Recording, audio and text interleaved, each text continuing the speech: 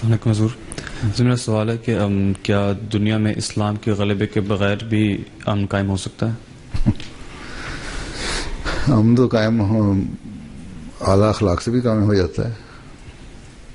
دنیا میں اکثر ملک میں امن قائم ہے نا.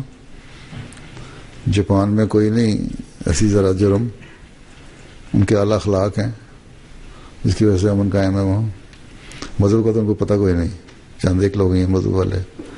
اور دنیا میں بہت سارے ملک ہیں جہاں امن قائم ہے، اخلاق اعلیٰ ہوں. تو اصل میں تو یہ جو فساد ہوتا ہے نا، یہ جب اللہ تعالیٰ کا نبی جب آئے اور اس کے بعد اس کا انکار ہو، اور اس کا نہ صرف انکار ہو، صرف انکار سے فساد نہیں ہوتا، بلکہ اس کے بعد اس فساد کی وجہ سے تباہیاں پھر آتی ہیں، جو اس کے خلاف بھی ہو رہا ہوتا ہے اور اس کو امن کو برباد کرنے کے لیے بھی ہو رہا ہوتا ہے. ٹھیک ہے، تو امن تو قائم ہو سکتا ہے. امن قائم ہوگا تو اگلا قدم اٹھائے پہلے کی طرف جائیں گے نا،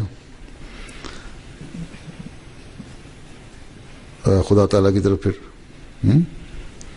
اس لیے میں تو یہ بھی سمجھتا ہوں کہ آن سلم نے جو فرمایا نا، جس نے انسان کا شکر ادا نہیں کیا اس نے خدا تعالیٰ کا بھی شکر ادا نہیں کیا. تو پہلا ذمہ داری انسان کے شکر کی ہے. اس سے تمہارے اخلاق اچھے ہوتے ہیں تو پھر تمہیں اپنے پیدا کرنے والے کی طرف بھی توجہ پیدا ہوتی ہے.